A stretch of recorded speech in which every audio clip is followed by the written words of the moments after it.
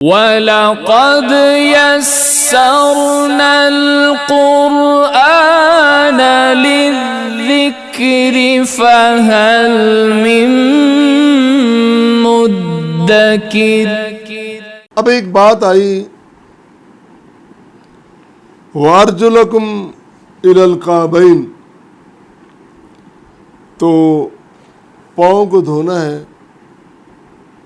ٹخنوں تک، اور پھر ان پر مسح بھی ہے۔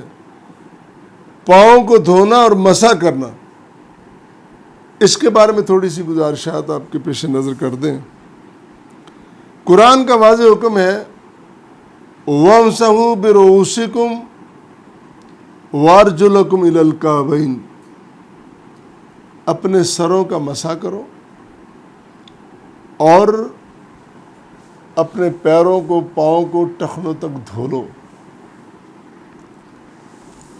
اب قرآن کریم جہاں واضح الفاظ ہیں، واضح ہیں، اور جہاں اگر تھوڑا سا ابہام نظر آتا ہے یا تھوڑی سی مشکل نظر آتی ہے تو پھر ہمیں اس کی وضاحت مفسرین سے، لیکن مفسرین میں ایک درجہ بدرجہ قرآن کے سب سے بڑے مفسر خود نبی کریم صلی اللہ علیہ وسلم ہے۔ جو وضاحت آپ نے کر دی ہے نا، پھر اس کے سامنے صحابہ کرام، اہل بیت، ائمہ کرام، فقہا، محدثین، کسی کی وضاحت اور تفسیر وہاں معتبر نہیں ہوگی جو بات نبی کریم صلی اللہ علیہ وسلم نے فرما دی۔ اس بات کے بعد ایک فرقے نے مسلمانوں میں سے، میں نام نہیں لے رہا، انہوں نے کہا کہ پیروں کو دھونا ضروری نہیں ہے۔ کیوں؟ انہوں نے ایک دلیل دی اسی قرآن میں سے۔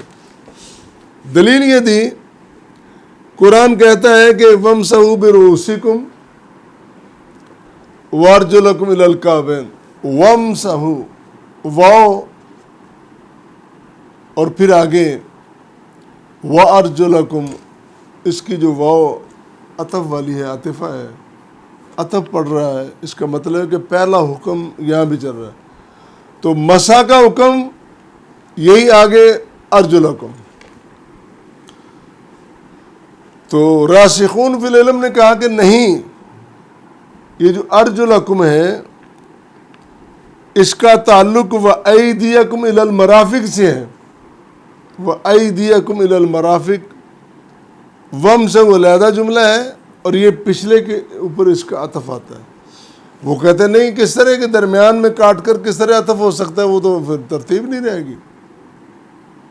تو یہ ترتیب ہم نے نہیں بنائی، یہ رسول کریم صلی اللہ علیہ وسلم نے بنائی ہے، اور اس کی میں یہاں پہ وضاحتیں 9-10 وضاحتیں چھوٹی چھوٹی آپ کے سامنے رکھ رہا ہوں۔ نمبر 1 کہ ارجلکم، اس کا عطف برؤوسکم پہ نہیں ہے، یہ ایدیکم پہ، وَأَيْدِيَكُمْ إِلَى الْمَرَافِقِ، اس کا عطف اس پہ ہے۔ نمبر 1 یہ ہے۔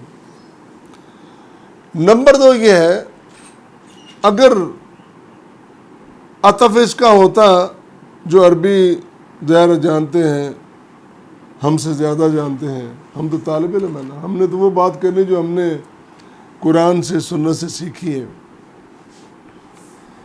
اور اگر اس پہ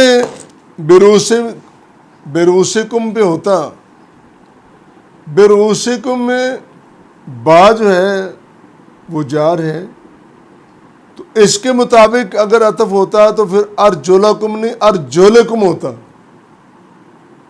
قرآن نے ارجلکم نہیں کہا ہے، قرآن نے کہا ارجلکم۔ تو ارجلکم و ایدیکم، جس طرح ایدیکم ہے اسی طرح ارجلکم۔ تو یہ جو رؤوسکم ہے، اس کے لیے عطف، اس کے لیے حرف جار علیحدہ با آیا ہے، اس نے اس کو منفرد کر دیا ہے۔ تیسری بات، قرآن کریم کی تفسیر نہ کوئی اہل حدیث کرے گا، نہ کوئی اہل سنت، نہ اہل تشیع، نہ شافعی، نہ مالکی، نہ حنبلی۔ قرآن کریم کی تفسیر وہ ہے جو سنت مطہرہ نے کر دی۔ جب حدیث کی کتابوں میں واضح احادیث موجود ہیں کہ نبی کریم صلی اللہ علیہ وسلم نے اس طرح، جس طرح میں نے حوالہ دیا حضرت عثمان وضو کر کے بتا رہے ہیں کہ اس طرح حضور نے وضو کیا اور اس طرح، یہ ایک حدیث نہیں کہ یہ احادیث ہے۔ تو تعبیر وہ ہے جو سنت نے کی ہے، تفسیر وہ ہے جو سنت نے کی ہے، سنت نبوی صلی اللہ علیہ وسلم نے۔ اور چوتھی بات یہ ہے، اگر قرآن کا، اگر پیاروں کا تذکرہ قرآن میں اس کے ساتھ ملا ہوتا تو پھر ایڑیوں کا ذکر علیحدہ نہ ہوتا، ایڑیوں کے دھونے کا علیحدہ ذکر کیا گیا۔ جس طرح ام المومنین سیدہ عائشہ صدیقہ رضی اللہ تعالیٰ عنہ کہتی ہیں کہ حضور نبی کریم صلی اللہ علیہ وسلم نے فرمایا، اسبغ الوضو، اسبغ الوضو، وضو پورا کرو۔ اسبغ کا معنی کہ جب وضو کرنا تو ہر جگہ پانی پہنچانا ہے، جس طرح میں نے کہا کہ خلال کرنا ہے، پورا کرو۔ اور ویل للعقاب من النار، ایڑیوں کے لیے ویل ہے، سزا ہے، جہنم ہے، اس کی آگ ہے۔ ایڑیوں کو خاص کر کہا گیا، اس کو خشک نہیں رہنے دینا۔ ہم یہ سمجھتے ہیں کہ آج کے دور میں تصور کرتے ہیں کہ ٹوٹی کے نیچے پیر کر دیا، ہاتھ مارا، وہ دھل گیا۔ پہلے تو ایسا نہیں تھا نا، پہلے تو پانی برتن میں لینا پڑتا تھا، تھوڑا تھوڑا پانی، تھوڑے سے پانی سے وضو کرنا ہے، تھوڑے سے پانی سے نہانا ہے، اتنی وافر مقدار تو نہیں تھی۔ تو اس صورت میں واضح طور پر بیان کیا گیا کہ ایڑیاں خشک نہ رہیں، اگر خشک رہے گی تو جہنم کی آگ ہے اس کے لیے۔ پھر اسی طرح یہ بات بھی سامنے آئی کہ جب جسم آلودہ ہوتا ہے، مطلب سفر میں جا رہے ہیں، مٹی لگ رہی ہے، اٹھ گیا جسم، تو جسم کا جو سب سے زیادہ حصہ متاثر ہوتا ہے وہ پیر ہوتے ہیں، تو پیروں کو آلودگی زیادہ ہوتی ہے، تو ان کا دھویا جانا بھی اتنا ہی ضروری ہے۔ پھر اس کے ساتھ چھٹی بات یہ ہے کہ ایڑیوں کا ذکر اور پیروں کے تلووں کا ذکر، واضح چیز آ گئی۔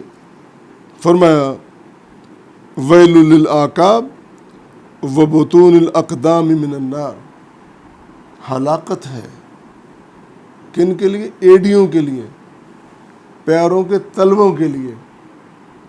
کون سی ایڑیاں، کون سے تلوے؟ جو خشک رہ گئے، ان کو دھویا جانا بڑا ضروری ہے۔ اللہ اللہ، اتنی وضاحت آ گئی۔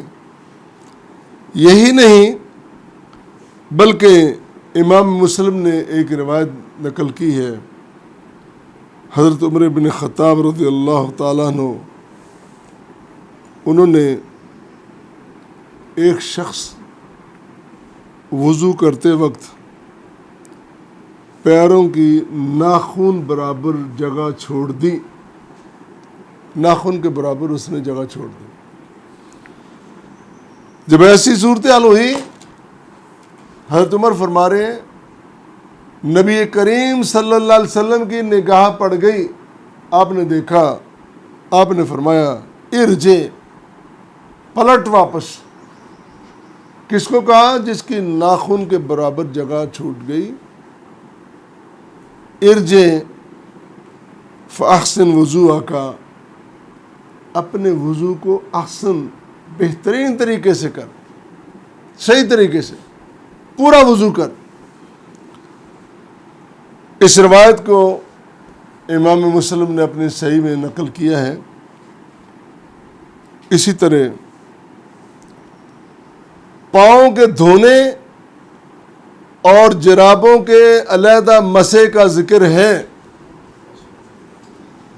جب پاؤں کے دھونے اور مسح کے علیحدہ مسح کا ذکر ہے تو پھر ان کو دھوئے بغیر کیسے چھوڑا جا سکتا ہے؟ یہ ساری باتیں یہ بتا رہی ہیں. آخری بات، بڑی مسلمہ بات یہ ہے، وہ یہ ہے صرف دھونے کی بات نہیں کی بلکہ خلال کا بھی ذکر کیا ہے. جس طرح ہاتھ دھونے ہیں انگلیوں میں خلال کرنا ہے، اسی طرح پیروں کی انگلیوں کا بھی. ہم اکثر دھوتے ہیں تو پیروں میں پانی ڈالا اور انگلیوں کا خلال رہ جاتا ہے. یہ بڑی قابل توجہ بات ہے. اگر انگلیوں کا خلال رہ گیا تو وضو نہیں ہوا. وضو نہیں ہوا تو نماز کیسی؟ فرمایا اسبغ الوضو، وضو پورا کرو. اسبغ کا معنی ہے کہ وضو کا پانی اس کے اعضاء تک پورا پہنچانا. وخلل بین الاصابع، اور انگلیوں کے درمیان خلال کرنا ہے. خلال کرنا ہے. جب خلال کا ذکر آ گیا، جب اسباغ کا ذکر آ گیا، تو اتنے سارے ذکر کے بعد، اتنی ساری باتوں کے بعد، جتنے میں نے یہ نکات عرض کیے ہیں کہ ان پر عمل کرنا ضروری ہے، تو لہٰذا پیر دھونا ضروری ہے. اب آگئی مسح کی بات. مسح کے متعلق جرابوں کا، موزوں کا مسح جائز ہے. ہم کیا کرتے ہیں، یہ مسلک کیا کرتا ہے، وہ مسلک کیا کرتا ہے، وہ اپنی اپنی جگہ ان کی سمجھ فہم. ہم نہ کسی کو چیلنج کر رہے ہیں نہ فتویٰ کر رہے ہیں. جو چیز ہمارے سامنے قرآن کی، حدیث کی آ رہی ہے وہ پیش خدمت کیے جا رہے ہیں، اور ذمہ داری بھی یہی ہے. میری ذمہ داری یہ نہیں کہ میں گھسیٹ کے نکال کے کوئی ایسی چیزیں لاؤں جو مشکل ترین ہو. نہیں، اللہ نے دین میں آسانیاں پیدا کی ہیں، ہمیں آسانیاں رکھنی چاہیے. اور یہ بہت بڑی آسانی ہے کہ جرابوں پر، موزوں پر مسح کی اسلام نے گنجائش رکھی ہے. امام احمد بن حنبل اپنی تعلیم میں بیان کرتے ہیں، اوس بن ابو اوس رضی اللہ تعالیٰ عنہ اس کے راوی ہیں. وہ کہتے ہیں کہ میں نے نبی کریم صلی اللہ علیہ وسلم کو دیکھا اپنی آنکھوں سے. آپ نے وضو فرمایا، اور جب آپ نے وضو فرمایا تو نالین پر مسح کیا. نالین سے مراد جوتے بھی ہیں، موزے بھی ہیں. ان پر آپ نے مسح کیا، اور دونوں پیروں پر مسح کیا، ایک پر نہیں دونوں پر. تو اس سے یہ مسئلہ ہوا کہ جرابوں کے علیحدہ بھی تفاصیل موجود ہیں. چونکہ وقت مختصر ہے تو میں نے ایک آیت روایت ہی آپ کے سامنے رکھی ہے. ابو داؤد اس کے راوی ہیں. تو پھر یہ بھی، ہاں، ایک امام ابو داؤد نے روایت نقل کی ہے، وہ بھی عرض کر دوں کہ نبی کریم صلی اللہ علیہ وسلم، یہ بھی وہی راوی ہیں، اوس بن ابو اوس اس کے راوی ہیں، کہ نبی کریم صلی اللہ علیہ وسلم تشریف لائے تو ایک کوڑے کا ڈھیر تھا. اس کے پاس آئے، آپ نے پیشاب کیا،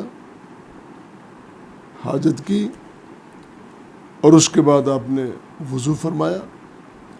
نالین پر اور دونوں پیروں پر آپ نے مسح کیا. راوی نے کوئی بات نہیں چھوڑی.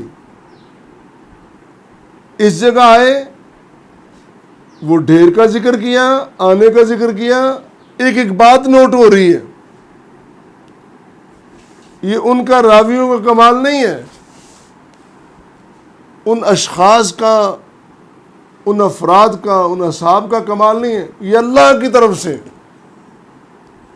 اللہ تعالیٰ نے اپنے نبی کریم صلی اللہ علیہ وسلم کے ایک ایک عمل کو محفوظ رکھا ہے.